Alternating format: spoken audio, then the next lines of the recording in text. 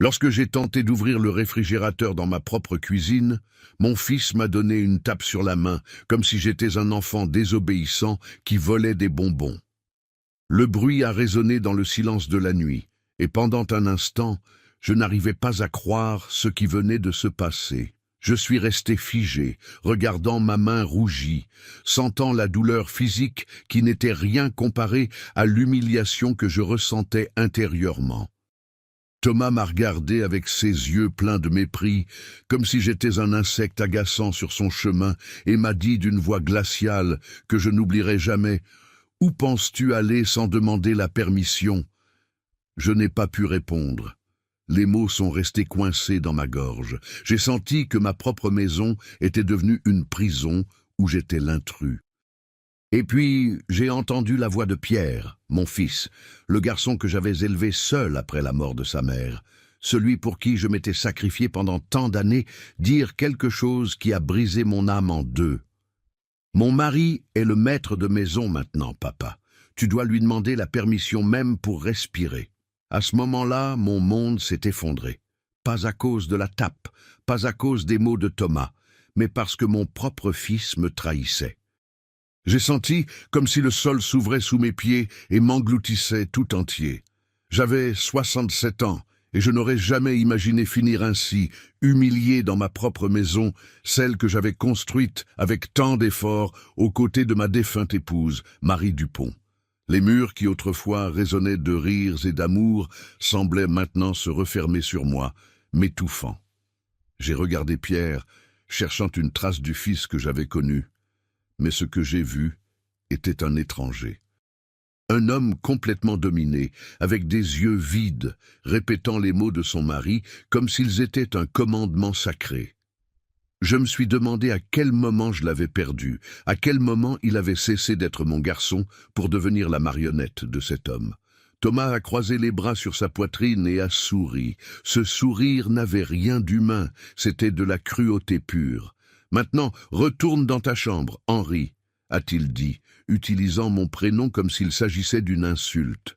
« Et la prochaine fois que tu auras faim, demande poliment. Ici, il y a des règles et tu vas les suivre. Compris ?» J'ai acquiescé parce que je ne pouvais rien faire d'autre. Mes jambes tremblaient et je sentais que si j'ouvrais la bouche, seul un sanglot brisé en sortirait. J'ai fait demi-tour et j'ai marché vers ma chambre, sentant leurs regards plantés dans mon dos comme des couteaux. Chaque pas était lourd comme si je portais le monde entier sur mes épaules. J'ai fermé la porte et me suis jeté sur le lit. Les larmes ont commencé à couler sur mon visage, sans contrôle. J'ai pleuré en silence, mordant mes lèvres pour ne pas faire de bruit, car même pour pleurer, j'avais besoin de permission dans ma propre maison. Mon estomac gargouillait de faim, mais la douleur émotionnelle était bien plus forte que tout besoin physique. Comment en étais-je arrivé là? Comment avais-je permis que cela arrive? Ces questions me torturaient pendant que je regardais le plafond de ma chambre, ce plafond que j'avais moi-même peint il y a des années, quand ma femme était encore en vie. Je me sentais comme un étranger dans ma propre vie, comme si quelqu'un avait volé mon existence et ne m'avait laissé qu'une coquille vide. J'ai pensé à Marie, mon épouse décédée, et je me suis demandé ce qu'elle dirait si elle pouvait voir cela. Elle avait toujours été une femme de principe, une femme qui n'aurait jamais permis que quelqu'un me traite ainsi. Elle aurait affronté Pierre, l'aurait fait revenir à la raison, mais Marie était partie depuis 5 ans maintenant, et j'étais complètement seul dans ce cauchemar. Je me suis souvenu de cette nuit où Pierre m'avait appelé il y a 8 mois, avec cette voix désespérée qu'aucun père ne peut ignorer. « Papa, j'ai besoin de ton aide », avait-il dit. Thomas et moi traversons un moment difficile. J'ai perdu mon emploi et nous ne pouvons plus payer le loyer. Pouvons-nous rester avec toi juste pour un temps ? Je te promets que c'est temporaire. Comment aurais-je pu refuser ? C'était mon fils, mon unique enfant, la personne la plus importante de ma vie après Marie. Bien sûr que j'ai dit oui. Bien sûr que j'ai ouvert les portes de ma maison sans hésiter. Je n'avais jamais imaginé que j'invitais le diable dans mon foyer. Au début, tout semblait normal. Thomas était poli, même agréable. Il m'aidait avec certaines tâches ménagères. Il souriait quand je le regardais, m'appelait « beau-père » avec un apparent affection. Pierre semblait soulagé d'avoir un toit au-dessus de sa tête et promettait constamment qu'il trouverait bientôt du travail et qu'il déménagerait. « C'est juste temporaire, papa », répétait-il chaque semaine. Mais les semaines se sont transformées en mois et j'ai commencé à remarquer de petits changements. Thomas a commencé à réorganiser ma cuisine sans me demander la permission. Il a déplacé mes casseroles à des endroits où je ne pouvais pas les atteindre facilement. Il a changé les serviettes de bain pour des serviettes qu'il avait achetées, laissant les miennes rangées dans un tiroir, comme si elles étaient des déchets. Petites invasions que j'ai ignorées parce que je ne voulais pas créer de conflit. Puis il a commencé avec les suggestions. « Henri, ne penses-tu pas qu'il serait préférable de dîner plus tôt? Pierre et moi avons besoin d'intimité le soir. » Ou « Henri, essaie de ne pas faire autant de bruit le matin, tu nous réveilles. » Chaque suggestion était un ordre déguisé et moi, comme un imbécile, j'obéissais pour maintenir la paix. Pierre ne disait jamais rien. Quand j'essayais de lui parler du comportement de Thomas, il haussait simplement les épaules et disait « Il est stressé à cause de la situation financière, papa.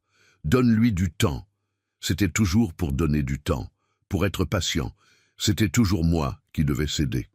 Un jour, Thomas a décidé que mon horaire de télévision était inapproprié parce qu'il voulait regarder ses programmes.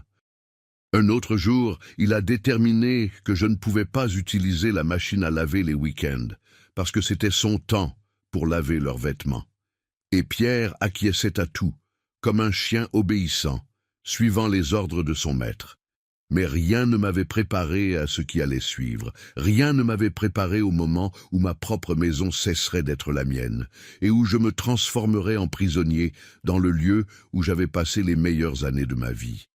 La tempête a véritablement commencé il y a 3 mois, lorsque Thomas a annoncé pendant le dîner qu'il avait pris quelques décisions importantes pour améliorer la cohabitation dans la maison.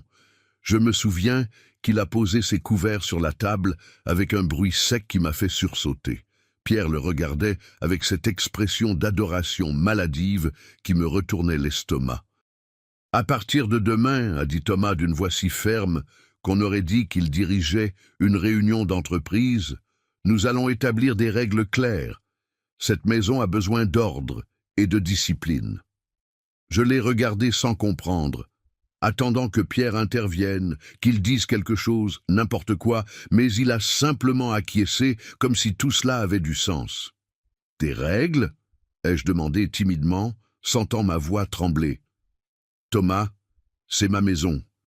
Je ne comprends pas pourquoi nous aurions besoin de règles. » Il m'a regardé comme si je venais de dire la plus grande stupidité du monde. Il a soupiré avec exaspération et a croisé les bras, ce geste que je connaissais déjà et qui signifiait qu'il s'apprêtait à me dire quelque chose de désagréable. « C'est exactement pour ça que nous avons besoin de règles, Henri. Parce que c'est ta maison et tu as laissé tout devenir un chaos. Pierre et moi ne pouvons pas vivre comme ça. Si nous restons ici, les choses seront faites à ma façon. » La façon dont il a prononcé « à ma façon » a glacé mon sang. Il ne suggérait pas, il imposait, et Pierre restait assis là, en silence, me trahissant par son indifférence. Le lendemain, une liste est apparue collée sur le réfrigérateur, une longue liste écrite avec la calligraphie parfaite de Thomas, détaillant tout ce que je pouvais et ne pouvais pas faire dans ma propre maison. J'ai lu chaque ligne, sentant l'indignation grandir dans ma poitrine comme un animal sauvage voulant s'échapper. Horaire de cuisine.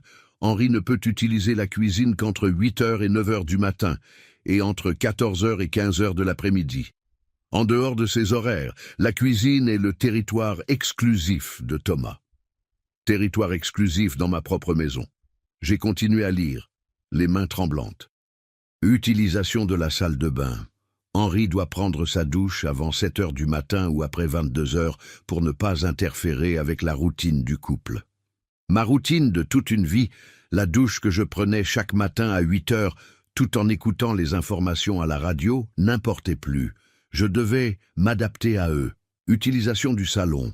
Les vendredis et samedis soirs sont exclusivement réservés à Pierre et Thomas. Henri doit rester dans sa chambre après 20 heures. Il m'exilait dans ma chambre, comme si j'étais un vieux meuble qui gênait dans le salon. La liste continuait avec plus de 20 points, chacun plus absurde et humiliant que le précédent. J'ai arraché la liste du réfrigérateur avec tant de force que j'en ai déchiré un coin. Je suis allé directement à la chambre où Pierre et Thomas dormaient encore. J'ai frappé à la porte avec insistance, sentant la colère courir dans mes veines comme de la lave en fusion. « Pierre, j'ai besoin de te parler maintenant. » Thomas a ouvert la porte dans un peignoir de soie bleue que je n'avais jamais vu, probablement acheté avec l'argent que je donnais à Pierre pour les dépenses. Il m'a regardé avec dédain, comme si j'étais un vendeur importun interrompant sa matinée. « Qu'est-ce qu'il y a, Henri ? Nous dormions. »« Ça !» ai-je dit, agitant la liste devant son visage. « Voilà ce qu'il y a. Qui te crois-tu pour imposer des règles dans ma maison ?» Ma voix est sortie plus forte que je ne l'avais prévu. Des années de frustration accumulées trouvaient enfin une issue. Derrière Thomas, Pierre est apparu, se frottant les yeux, décoiffé et confus. « Papa, qu'est-ce qui se passe ?» a-t-il demandé avec cette voix d'enfant qu'il utilisait quand il voulait éviter les problèmes. Mais il n'était plus un petit garçon, c'était un homme de 38 ans qui avait choisi son mari plutôt que son père. Et ce choix était en train de me détruire peu à peu. Ce qui se passe, c'est que ton mari a placé une liste de règles sur mon réfrigérateur, comme si c'était sa maison, et que j'étais un invité indésirable. Vas-tu permettre cela, Pierre ? Vas-tu vraiment permettre qu'il me traite ainsi ? J'ai regardé mon fils avec supplication, cherchant une trace du fils aimant qui avait l'habitude de défendre son père contre tout. Thomas est intervenu avant que Pierre ne puisse répondre. « Ces règles sont nécessaires, Henri. Tu ne peux pas continuer à vivre comme si tu étais seul. Nous sommes 3 personnes dans cette maison maintenant, et nous avons besoin d'organisation. Ou préfères-tu que nous continuions à vivre dans le désordre ?»« Désordre ?» ai-je répété, incrédule. « J'ai vécu dans cette maison pendant 40 ans avec ma femme, et il n'y a jamais eu de désordre. Le désordre est arrivé quand vous êtes arrivés. » Les mots sont sortis de ma bouche, avant que je ne puisse les retenir crus et honnêtes. J'ai vu le visage de Thomas se durcir, ses yeux se sont rétrécis comme ceux d'un serpent prêt à attaquer. « Pierre !» a-t-il dit sans détourner le regard de moi. « Dis à ton père que s'il n'aime pas les règles, il devrait peut-être chercher un autre endroit où vivre. » Le silence qui a suivi a été assourdissant. J'ai attendu que Pierre explose, qu'il dise à son mari qu'il était complètement fou, que c'était la maison de son père et que personne n'allait l'enchasser. Mais Pierre a simplement soupiré, s'est passé la main dans les cheveux et a dit « Papa, Thomas a raison. Les règles vont nous aider à mieux cohabiter. Ce n'est pas grand-chose, ce sont juste quelques horaires. » J'ai eu l'impression de recevoir un coup de poing dans l'estomac. Mon propre fils prenait son parti, validant cette folie, faisant de moi le méchant de ma propre histoire. « Ce n'est pas grand-chose », ai-je murmuré, sentant les larmes commencer à me brûler les yeux. « Pierre, ils sont en train de me voler ma maison, ils sont en train de me voler ma vie. Comment ne peux-tu pas voir ça ?» J'ai tendu la main vers lui, un geste paternel instinctif, cherchant à me reconnecter avec mon fils. Mais il a fait un pas en arrière, s'éloignant, choisissant la distance. « Tu exagères, papa. Personne ne te vole quoi que ce soit. Nous essayons juste de faire en sorte que ça fonctionne pour tout le monde. Si nous pouvions partir, nous serions déjà partis. Mais nous n'avons pas d'argent. Nous avons besoin que tu sois compréhensif. » Compréhensif. Ce mot est devenu le mantra que Pierre répéterait au cours des mois suivants, chaque fois que j'essayais de me défendre. Thomas a souri avec satisfaction, sachant qu'il avait gagné. « C'est bien que tu comprennes, Pierre. Ton père doit apprendre que les choses ont changé. » Il s'est retourné et est rentré dans la chambre, me laissant là, debout avec mon fils, sentant le gouffre entre nous devenir de plus en plus grand et impossible à franchir. « Comment peux-tu le laisser te manipuler comme ça ?» ai-je demandé à voix basse, une dernière tentative de le faire réagir. « Ta mère serait très déçue de te voir ainsi, Pierre, devenir un homme sans colonne vertébrale. » Je savais que c'était des mots durs, mais c'était la vérité, et quelqu'un devait la lui dire. Le visage de Pierre s'est durci. Ne mêle pas maman à ça. Elle n'est pas là, et tu n'as aucune idée de ce qu'elle penserait. Thomas est mon mari, et je vais le soutenir. Si tu ne peux pas respecter ça, alors nous avons un problème. Il m'a tourné le dos et a fermé la porte à mon nez. Littéralement. Le bruit de cette porte qui se fermait a résonné dans ma poitrine comme la fermeture d'un cercueil. Je suis resté là, debout dans le couloir, la liste froissée toujours dans ma main, sentant mon monde s'effondrer. J'avais perdu mon fils. Je l'avais perdu au profit d'un homme manipulateur qui avait trouvé en lui la victime parfaite, un homme peu sûr de lui, sans emploi, vulnérable, facile à contrôler. Je suis retourné dans ma chambre, traînant les pieds, me sentant soudain comme un vieillard de 100 ans. Je me suis assis au bord du lit et j'ai regardé les photos sur ma table de chevet. Marie et moi le jour de notre mariage, jeunes et pleins de rêves. Pierre bébé, potelé et souriant dans mes bras. Une photo de famille à la plage, tous riant sous le soleil. À quel moment tout s'était-il brisé? À partir de ce jour-là, j'ai suivi les règles. Non pas parce que j'étais d'accord, mais parce que je n'avais plus la force de me battre. Chaque matin, je me réveillais à 6 heures pour prendre ma douche, avant l'horaire interdit. Je cuisinais dans les étroites marges de temps que Thomas m'avait assignées. Je m'enfermais dans ma chambre les vendredis et samedis soirs comme un prisonnier purgeant une peine. Et le pire de tout était de voir Pierre tous les jours, de marcher à côté de lui dans les couloirs de ma maison sans le reconnaître.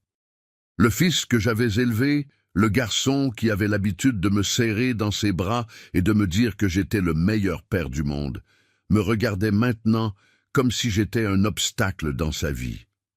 Thomas l'avait complètement transformé, et je ne savais pas comment le récupérer. Les semaines suivantes ont été un cauchemar silencieux. Chaque jour, Thomas trouvait de nouvelles façons de me rappeler que je n'étais plus le maître de ma propre vie. Il a commencé à réorganiser toute la maison selon ses goûts, sans me consulter, comme si mes 40 années passées ici ne signifiaient absolument rien. Un jour, je suis rentré des courses et j'ai découvert qu'il avait déplacé tous les meubles du salon. Mon fauteuil préféré, celui où Marie et moi avions l'habitude de nous asseoir pour regarder des films le dimanche soir, était maintenant adossé au mur, presque caché derrière une énorme plante qu'il avait achetée. À sa place, un nouveau canapé gris occupait le centre de la pièce. « Je l'ai acheté avec l'argent que Pierre a économisé », a-t-il dit quand il m'a vu regarder bouche bée. Nous savions tous les deux que Pierre n'avait pas d'emploi, que l'argent venait de ma retraite, mais il osait me mentir en face. « Tu ne m'as pas consulté », ai-je dit, essayant de garder mon calme, bien que je sente ma poitrine brûler d'indignation. « Tu aurais pu me demander avant de tout changer. » Thomas n'a même pas levé les yeux de son téléphone. Il était assis sur le nouveau canapé, les jambes croisées, se vernissant les ongles d'un rouge intense qui me rappelait le sang. « Je n'ai pas besoin de ta permission pour améliorer cette maison, Henri. C'était vieux et déprimant. Maintenant, au moins, ça a un peu de style. » La façon irrespectueuse dont il a dit « vieux et déprimant » m'a frappé comme une gifle. Il ne parlait pas seulement des meubles, il parlait de moi, de ma vie, de tout ce que Marie et moi avions construit ensemble. J'ai essayé de parler à Pierre ce soir-là, mais il avait déjà la réponse automatique prête. « Papa, le vieux fauteuil était très usé. Thomas essaie juste de rendre la maison plus belle. Tu devrais le remercier au lieu de te plaindre. » Le remercier d'avoir dépensé mon argent pour des choses que je n'avais pas demandées, d'effacer les souvenirs de ma femme, de cette maison, de transformer mon foyer en quelque chose de méconnaissable. Mais ce n'était que le début. Thomas a commencé à inviter ses amis chez moi sans me prévenir. Ils arrivaient en groupe, bruyants et envahissants, occupant le salon comme s'il s'agissait d'un café public. Je m'enfermais dans ma chambre, écoutant les rires et les conversations, me sentant comme un étranger dans mon propre espace. Une fois, je suis sorti pour aller aux toilettes, et l'un d'eux m'a regardé de haut en bas avec un mépris évident. « C'est ton beau-père » a-t-il demandé à Thomas d'un ton qu'il n'a pas pris la peine de baisser. Le pauvre, ça doit être dur de vivre au crochet des autres à son âge. Les amis ont ri et j'ai senti l'humiliation me brûler de l'intérieur. Thomas n'a rien dit pour me défendre. Il a simplement souri et changé de sujet, me laissant là, debout comme un idiot, tandis que tous m'ignoraient. Il a commencé à contrôler ce que je mangeais. Il disait que j'avais besoin de faire un régime, qu'à mon âge, je devrais prendre davantage soin de moi. Il a éliminé du garde-manger tout ce que j'aimais. Les biscuits à l'avoine que je mangeais avec mon café le matin, le chocolat que je gardais pour les moments difficiles, même la confiture de fraises que Marie avait l'habitude d'acheter pour moi chaque mois. Ces choses contiennent trop de sucre, Henri. Elles ne sont pas saines, disait-il en remplissant les étagères avec ces produits biologiques coûteux que je finissais par payer. Quand j'osais acheter quelque chose pour moi, quelque chose de petit qui me procurait ne serait-ce qu'un moment de bonheur, Thomas le trouvait et le jetait à la poubelle. « Je t'ai dit pas de sucre, Henri. Pourquoi ne m'écoutes-tu pas ?» Et Pierre, mon propre fils, acquiesçait comme si Thomas me rendait service, comme si contrôler chaque aspect de ma vie était un acte d'amour et non de cruauté. Un après-midi, j'ai décidé de cuisiner le bœuf bourguignon que Pierre avait toujours aimé, cette recette que ma mère m'avait apprise et qui était dans notre famille depuis des générations. Je voulais retrouver, ne serait-ce qu'un moment, la connexion avec mon fils, lui rappeler les jours où nous étions une famille heureuse. J'ai passé tout l'après-midi dans la cuisine, pendant ma petite fenêtre de temps autorisé, mettant tout mon amour dans ce plat. Quand j'ai servi le dîner, Thomas a reniflé le bœuf bourguignon et a plissé le nez de dégoût. Qu'est-ce que c'est? Ça sent horrible. Mon cœur s'est serré. C'est le plat préféré de Pierre, ai-je dit en essayant de sourire. Il l'adorait quand il était enfant. J'ai regardé Pierre, espérant qu'il se souviendrait, qu'il dirait quelque chose d'affectueux, qu'il me donnerait, ne serait-ce qu'une miette d'affection. Mais Thomas a parlé en premier. Pierre ne mange plus ce genre de nourriture lourde. Nous faisons attention à notre alimentation, tu te souviens? En plus, j'avais déjà préparé des salades pour le dîner. Il a pointé le réfrigérateur où se trouvaient en effet 2 salades parfaitement disposées dans des récipients en verre. Seulement 2 salades, une pour lui, une pour Pierre, aucune pour moi. J'ai mangé pendant mon horaire autorisé, a-t-il ajouté avec ce faux sourire que je détestais tant. Je ne savais pas que tu allais cuisiner, bien que tu aurais dû me prévenir. Les règles disent que tu dois te coordonner avec moi avant d'utiliser la cuisine en dehors de ton horaire. Ce n'était pas vrai. J'avais cuisiné exactement pendant mon temps désigné, mais discuter avec lui était inutile. Il trouvait toujours un moyen de me faire passer pour le coupable. Pierre n'a même pas goûté au bœuf bourguignon. Il a mangé la salade en silence, pendant que je regardais la casserole pleine de nourriture que personne n'allait manger. Tout cet après-midi gaspillé, tout cet amour rejeté. Ce soir-là, j'ai jeté le bœuf bourguignon à la poubelle et j'ai pleuré sur l'évier, essayant de ne pas faire de bruit pour qu'il ne m'entende pas. Les jours se sont transformés en un cycle sans fin de petites humiliations qui s'accumulaient comme des pierres sur ma poitrine. Thomas critiquait mes vêtements, disant que je m'habillais comme un vieux et qu'il avait honte quand nous sortions ensemble. Il critiquait ma façon de parler, ma façon de marcher, ma façon d'exister. Et Pierre ne disait jamais rien, ne me défendait jamais, acquiesçait simplement ou regardait ailleurs. Il a cessé de m'appeler papa. Maintenant, il disait seulement Henri, avec ce ton impersonnel qu'on utilise avec une connaissance, pas avec l'homme qui t'a donné la vie. Chaque fois que j'entendais mon prénom dans sa bouche sans le papa devant, je sentais que je mourais un peu à l'intérieur. Thomas avait réussi à effacer même cela, même le lien le plus sacré entre un père et un fils. J'ai commencé à avoir peur dans ma propre maison. Peur de faire du bruit, peur d'occuper de l'espace, peur de respirer trop fort. Je marchais sur la pointe des pieds dans les couloirs comme un fantôme, essayant de ne pas déranger, de ne pas trop exister.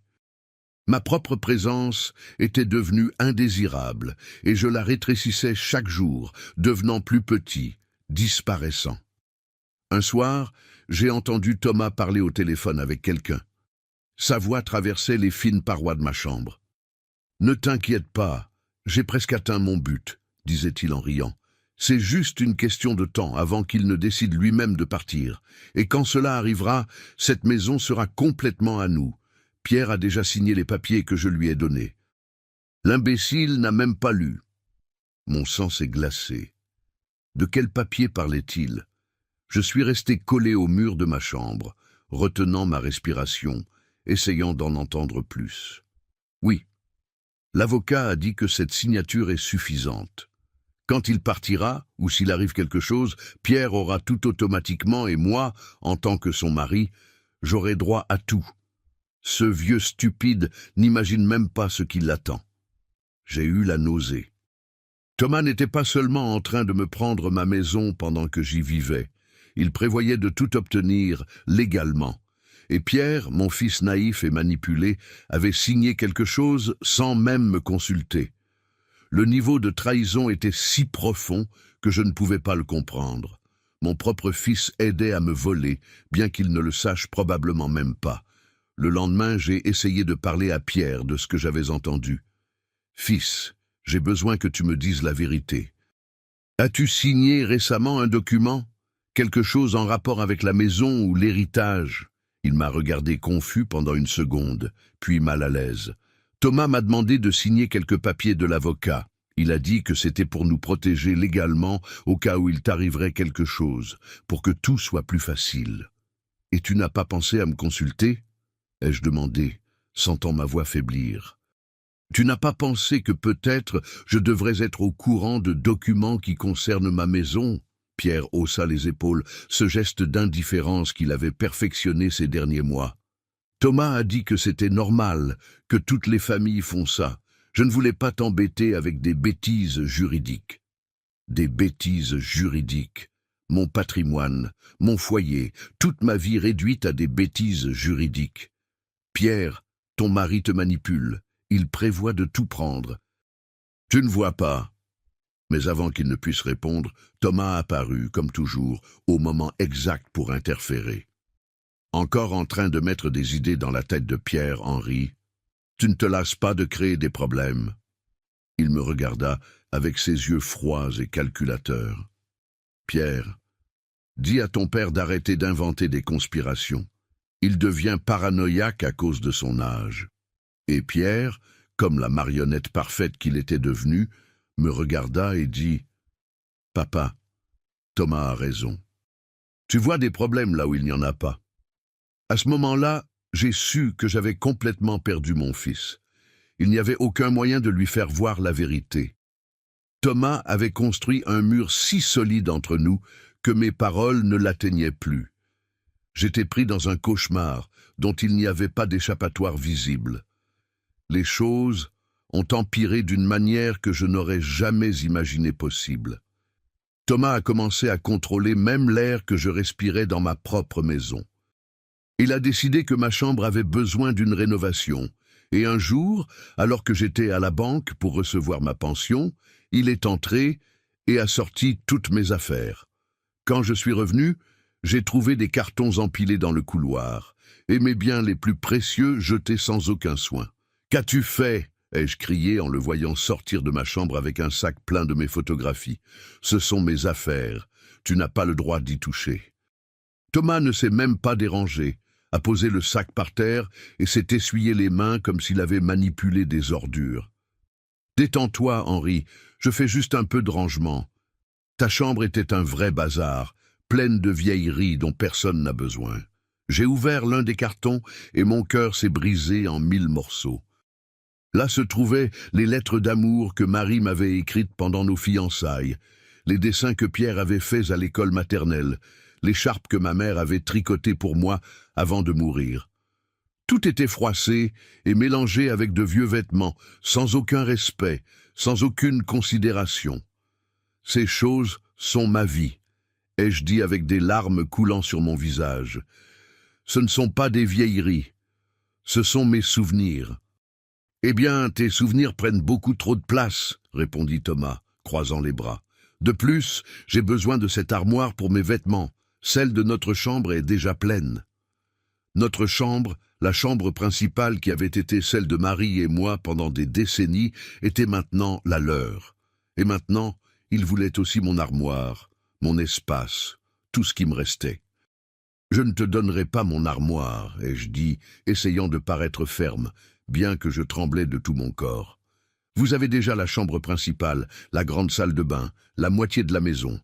Ma chambre est la seule chose qu'il me reste. » Thomas sourit, ce sourire de serpent que je connaissais bien maintenant. « Eh bien, alors je suppose que ces cartons resteront ici dans le couloir. Ce serait dommage si quelqu'un trébuchait dessus et se blessait. » C'était une menace voilée. Si je ne cédais pas, il détruirait mes affaires, les jetterait, les ferait disparaître. Je l'ai vu dans ses yeux, cette cruauté calculée qu'il avait perfectionnée. J'ai avalé difficilement ma salive et cédé, vaincu. « Très bien, tu peux utiliser l'armoire. » Son sourire s'élargit. « Je savais que tu finirais par être raisonnable, Henri. Tu vois, quand tu coopères, tout devient plus facile. » Cette nuit-là, j'ai rangé mes souvenirs les plus précieux dans une petite boîte à chaussures que j'ai cachée sous mon lit. Les lettres de Marie, les photos de Pierre bébé, l'alliance de mariage que je ne portais plus parce que Thomas avait dit qu'elle était démodée. Tout ce qui me restait de ma vie d'avant tenait désormais dans une boîte que je devais cacher comme si j'étais un criminel. Thomas a commencé à inviter Pierre à sortir sans moi, ce qu'il n'avait jamais fait auparavant. « On va au cinéma, » disait-il, prenant Pierre par le bras. « Juste nous deux, nous avons besoin de temps en couple. » Et il partait, me laissant seul dans la maison, dans ma maison, me sentant comme un intrus qui devrait être reconnaissant d'avoir la permission de rester. Quand ils revenaient, ils apportaient toujours de la nourriture à emporter, mais seulement pour eux deux. L'odeur de pizza ou de poulet frit remplissait la maison pendant que j'étais dans ma chambre. L'estomac vide, me demandant à quel moment ma vie s'était transformée en ça. Une fois, Pierre a frappé à ma porte et m'a proposé un morceau de pizza. Nous en avons rapporté en plus, au cas où tu aurais faim. Avant que je ne puisse accepter, j'ai entendu la voix de Thomas venant du salon. « Pierre, viens ici. Cette pizza est pour le déjeuner de demain. Tu ne peux pas la distribuer comme ça. » Et Pierre, comme toujours, obéit. Il haussa les épaules et me dit « Désolé » avant de fermer ma porte. Il n'eut même pas le courage de rester, d'affronter son mari, de me choisir, ne serait-ce qu'une fois. Les humiliations sont devenues partie intégrante de ma routine quotidienne. Thomas a commencé à me laisser des listes de tâches à accomplir, laver son linge, nettoyer sa salle de bain, cuisiner ses plats préférés. Quand je protestais, il disait que c'était le minimum que je pouvais faire, puisque je vivais gratuitement dans la maison, gratuitement, dans ma propre maison, que j'avais payée avec l'argent de mon travail pendant des années. Un jour, j'ai osé refuser. « Je ne laverai pas ton linge, Thomas. Je ne suis pas ta bonne. » Son visage s'est transformé en un masque de fureur. « Ah non? Eh bien, je veux que tu me paies un loyer. Si tu ne veux pas contribuer par ton travail, contribue avec de l'argent. » 500 €, 500 € par mois pour ta chambre. 500 €, répétai-je incrédule. C'est ma maison, je n'ai rien à te payer. Thomas s'est approché de moi, si près que je pouvais sentir l'odeur de son parfum coûteux, celui qu'il achetait avec mon argent. Cette maison appartiendra un jour à Pierre, et Pierre est mon mari. Donc techniquement, j'y ai autant droit que toi. Maintenant, soit tu laves mon linge, soit tu me paies. Je n'avais pas 500 € supplémentaires. Ma pension suffisait à peine pour les factures de la maison, la nourriture et les dépenses que Thomas générait constamment. Alors j'ai lavé son linge, me détestant à chaque vêtement que je mettais dans la machine, détestant ma lâcheté, mon incapacité à me défendre, ma peur de rester complètement seul. Pierre a finalement trouvé un petit boulot, mais c'était un emploi à temps partiel qui lui rapportait à peine 800 €. J'ai pensé que cela changerait peut-être les choses, que peut-être maintenant il pourrait partir et je récupérerais ma maison, ma vie. Mais au lieu de chercher leur propre logement, Thomas a annoncé que cet argent servirait à améliorer encore plus la maison. Ils ont acheté un énorme téléviseur pour le salon, un ensemble de casseroles très coûteux, de nouveaux rideaux pour toutes les fenêtres, tout avec l'argent qui était censé les aider à devenir vraiment indépendants. Et quand prévoyez-vous de déménager? Ai-je demandé un soir pendant le dîner. La question a flotté dans l'air comme une bombe sur le point d'exploser. Thomas a cessé de manger et m'a fixé du regard. Déménager? Pourquoi déménagerions-nous, Henri? Nous sommes parfaitement bien ici. D'ailleurs, tu as besoin de nous. Tu es un homme âgé, vivant seul. C'est dangereux. Tu devrais nous remercier d'être là pour prendre soin de toi. Prendre soin de moi? Il me détruisait peu à peu, et appelait ça prendre soin de moi. Je n'ai pas besoin de vous. J'ai vécu seul 5 ans après la mort de Marie, et je me suis parfaitement bien débrouillé. Vous aviez dit que c'était temporaire. Pierre a finalement pris la parole, mais ses mots furent pires que son silence. Papa, ne sois pas égoïste. Thomas a raison. À ton âge, tu ne devrais pas rester seul. D'ailleurs, la maison est aussi à moi. Ou as-tu oublié que je suis ton fils? Égoïste. Il m'a traité d'égoïste parce que je voulais récupérer ma propre maison, parce que je voulais vivre sans qu'on contrôle chacun de mes mouvements, chaque respiration. J'ai senti que quelque chose en moi se brisait définitivement, cet espoir qui m'avait soutenu, celui que Pierre finirait par se réveiller et verrait ce qu'il faisait à son père. « Tu as raison, ai-je dit en me levant de table. La maison est aussi à toi. Un jour, elle sera toute à toi. J'espère que ça en vaudra la peine. » J'ai laissé mon assiette intacte et je suis allé dans ma chambre. J'ai entendu Thomas dire à Pierre: « Ton père est tellement dramatique, toujours à faire des scènes. » Et Pierre a ri. Mon fils a ri de ma douleur. J'ai commencé à les éviter. Je ne sortais de ma chambre que lorsque c'était absolument nécessaire. Je mangeais le moins possible pour ne pas avoir à utiliser la cuisine pendant leurs horaires. Je suis devenu un fantôme dans ma propre maison, invisible, silencieux, inexistant. Et pourtant, Thomas trouvait toujours des moyens de me rappeler que j'étais le problème. « Henri, ta présence met Pierre mal à l'aise », m'a-t-il dit un jour. « Tu pourrais essayer d'être moins visible. Quand tu es dans les espaces communs, essaie de ne pas attirer l'attention. » Moins visible. Il voulait que je disparaisse complètement, que je cesse d'exister pour leur confort. Un après-midi, pendant que je nettoyais la salle de bain, durant mon temps désigné, j'ai trouvé des papiers cachés derrière le miroir, des documents légaux au nom de Pierre et Thomas. Je les ai lus avec des mains tremblantes et j'ai confirmé mes pires soupçons. Thomas avait fait signer à Pierre une procuration générale, des documents qui lui donnaient le contrôle sur les décisions médicales, financières et même sur la maison si quelque chose m'arrivait. Il y avait aussi un document censé être un accord de soins, dans lequel j'acceptais soi-disant qu'il reste dans la maison en échange de soins pour ma vieillesse. Le document portait ma signature, mais je ne l'avais jamais signé. C'était une falsification grossière, mais probablement suffisante pour créer des problèmes juridiques si quelqu'un la contestait. Ma tête tournait. Thomas ne se contentait pas de me prendre ma maison pendant que j'y vivais. Il préparait le terrain légal pour tout obtenir. C'était un escroc calculateur, et Pierre était son complice involontaire, ou peut-être pas si involontaire. Je ne savais plus quoi penser de mon propre fils. J'ai remis les documents exactement où je les avais trouvés. Je ne pouvais pas encore les confronter car je ne savais pas quoi faire. Je n'avais pas d'argent pour un avocat, je n'avais personne vers qui me tourner. Ma famille était décédée, ou vivait loin. Mes amis s'étaient éloignés ces derniers mois parce que Thomas trouvait toujours des excuses pour que je ne sorte pas. J'étais complètement seul et piégé. Cette nuit-là, allongé sur mon lit, regardant le plafond, j'ai pensé à Marie. J'ai pensé à comment elle aurait géré cette situation. Marie était une femme d'action, pas de mots. Elle n'aurait jamais permis que quelqu'un nous humilie de cette façon. Et à ce moment-là, allongé dans l'obscurité de ma prison, quelque chose a changé en moi. Une étincelle de colère, de dignité, de force que je croyais avoir perdue à jamais. Je ne savais pas encore comment, mais j'allais récupérer ma vie, j'allais récupérer ma maison. Et si cela signifiait perdre Pierre dans le processus, alors peut-être l'avais-je déjà perdu depuis longtemps.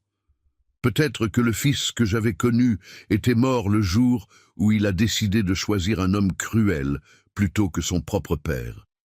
La nuit de l'incident du réfrigérateur est arrivée comme la goutte qui fait déborder le vase. C'était une journée particulièrement difficile. Thomas m'avait fait nettoyer toute la maison parce qu'il recevrait des visiteurs le lendemain. Des amis qui viendraient prendre le thé comme si mon salon était un salon social qui lui appartenait. J'ai passé des heures à frotter les sols, à épousseter les meubles, à organiser chaque coin jusqu'à ce que mes genoux et mon dos me fassent mal. Quand j'ai terminé, il était presque 23 heures. Thomas a inspecté mon travail d'un œil critique, passant son doigt sur les rebords des fenêtres, cherchant la poussière comme un superviseur cruel. « Je suppose que c'est acceptable », a-t-il finalement dit, sans même me regarder. « Tu peux aller dormir », comme s'il me donnait la permission de me reposer dans ma propre maison après avoir nettoyé pour ses invités. Je suis allé dans ma chambre, épuisé, mais je n'arrivais pas à dormir. Mon estomac gargouillait de faim. J'avais à peine mangé de la journée parce que Thomas avait utilisé la cuisine tout le temps, préparant des amuse-gueules élégants pour la réunion du lendemain. Mes horaires désignés avaient été complètement ignorés, mais je n'avais rien dit parce que j'avais appris que protester ne faisait qu'empirer les choses. Vers 2 heures du matin, la faim était insupportable. J'ai pensé qu'à cette heure-là, tout le monde dormirait et je pourrais descendre en silence pour chercher quelque chose à manger. Juste un morceau de pain, un peu de fromage, n'importe quoi pour calmer le vide dans mon estomac. Je me suis levé avec précaution, j'ai mis mes pantoufles et je suis sorti de la chambre, marchant sur la pointe des pieds comme un voleur dans ma propre maison. La cuisine était sombre et silencieuse. J'ai soupiré de soulagement, pensant que j'avais réussi à descendre sans réveiller personne. Je me suis approché du réfrigérateur et j'ai mis la main sur la poignée. C'est à ce moment-là, juste au moment où je commençais à l'ouvrir, que j'ai senti le coup, une tape sèche et forte sur ma main, qui m'a fait immédiatement la lâcher à cause de la douleur et de la surprise. « Où penses-tu aller sans demander la permission ?» La voix de Thomas est sortie de l'obscurité, comme le sifflement d'un serpent. Il a allumé la lumière de la cuisine et il était là avec sa robe de chambre bleue et une expression de fureur sur le visage. Ma main me brûlait là où il m'avait frappé, mais la douleur physique n'était rien comparée à l'humiliation que je ressentais. « J'ai faim », ai-je dit d'une voix presque inaudible. Je voulais juste manger quelque chose. Je me suis détesté de paraître si faible, si suppliant. Thomas a croisé les bras et a bloqué le réfrigérateur de son corps, comme s'il s'agissait d'un trésor qu'il devait protéger d'un voleur. Je t'ai déjà expliqué 1000 fois que la nourriture dans cette maison est gérée, Henri. Tu ne peux pas venir manger quand bon te semble. C'est mon réfrigérateur, ai-je murmuré, sentant les larmes commencer à s'accumuler dans mes yeux. Ma nourriture, ma maison. Mais même en prononçant ces mots, je savais qu'ils sonnaient creux et sans pouvoir. Thomas a ri. Un rire cruel qui a résonné dans la cuisine silencieuse. Ta maison, ça reste à voir. J'ai entendu des pas dans les escaliers et Pierre est apparu, décoiffé et avec des yeux ensommeillés. Qu'est-ce qui se passe? Pourquoi criez-vous? J'ai regardé mon fils avec espoir, pensant que peut-être cette fois, juste cette fois, il me défendrait, qu'il verrait l'absurdité de la situation. Un père âgé agressé pour avoir essayé de manger dans sa propre maison.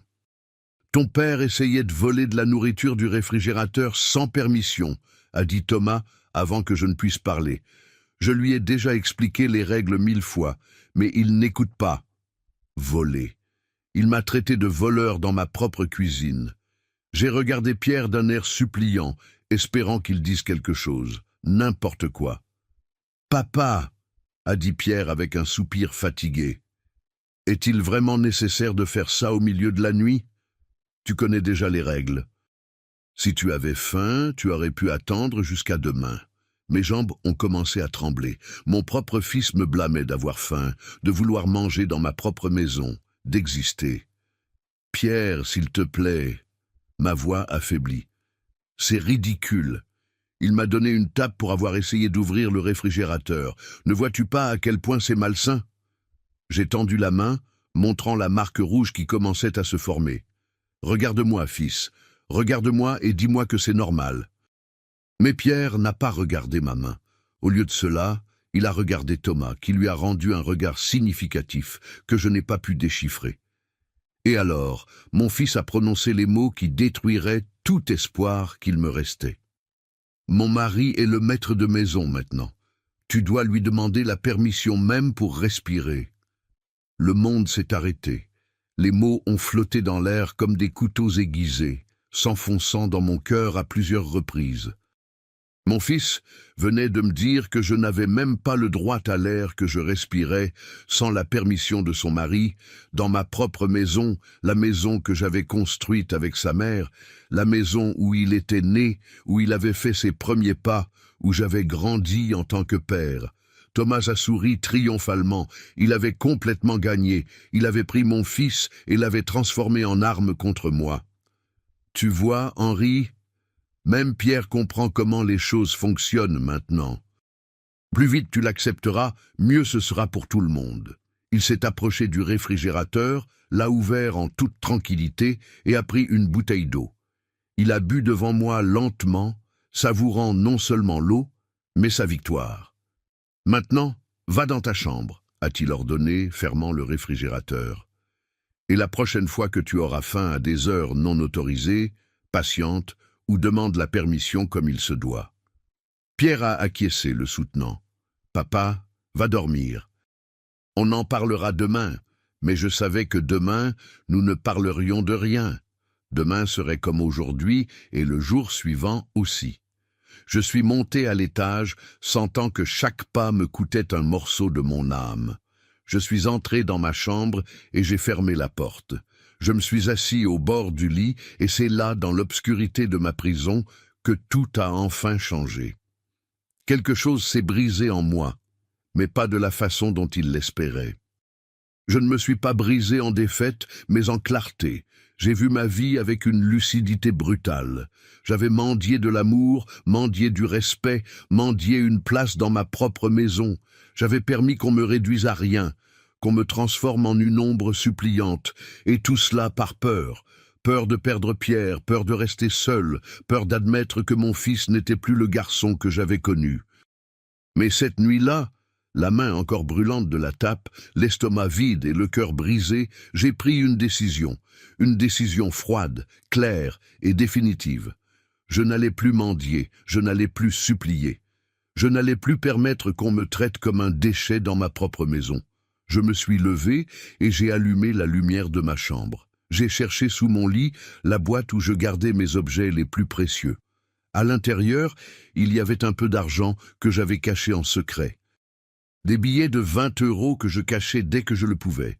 Ce n'était pas beaucoup, peut-être 600 € au total, mais c'était quelque chose. J'ai aussi pris un vieux carnet et j'ai commencé à écrire. J'ai écrit tout ce qui s'était passé ces derniers mois. Chaque humiliation, chaque abus, chaque moment où Pierre a choisi Thomas plutôt que moi. Je ne savais pas à quoi ce registre me servirait, mais quelque chose me disait que j'avais besoin de tout documenter. Pendant que j'écrivais, les larmes tombaient sur le papier, tachant certains mots, mais je ne me suis pas arrêté. J'ai écrit jusqu'à ce que ma main me fasse mal, jusqu'à ce que j'ai vidé tout le poison accumulé dans ma poitrine. Et quand j'ai terminé, quand il ne restait plus de mots à écrire, j'ai su exactement ce que je devais faire. Je n'allais pas les confronter, je n'allais pas me battre, je n'allais pas leur donner le spectacle de me voir brisé et suppliant une fois de plus. J'allais faire quelque chose qu'ils n'attendraient jamais de moi, quelque chose qui leur ferait beaucoup plus mal que n'importe quel cri ou plainte. J'allais partir. J'allais disparaître de leur vie et les laisser exactement avec ce qu'ils voulaient. La maison, sans moi. Je n'ai pas dormi le reste de la nuit. Je suis resté assis sur mon lit, regardant par la fenêtre, tandis que le ciel sombre se transformait lentement en une aube grisâtre. À chaque minute qui passait, ma décision devenait plus solide, plus claire. Il n'y avait plus de doute, plus de peur, seulement une certitude froide et définitive. Je devais sortir de là avant qu'ils ne me détruisent complètement. Avez-vous aimé mon histoire et de quelle ville regardez-vous? Retrouvons-nous dans les commentaires. Si vous avez apprécié cette histoire, vous pouvez me soutenir en envoyant un super thanks pour que je puisse continuer à apporter plus d'histoires comme celle-ci. Je vous remercie d'avance pour votre soutien. J'attends vos commentaires sur l'histoire. Dans la vidéo, vous pouvez voir 2 nouvelles histoires de vie que je recommande de tout cœur. Il y a beaucoup plus sur ma chaîne. N'oubliez pas de vous abonner. À la prochaine histoire de vie, avec affection et respect sur Les Conseils de Papy.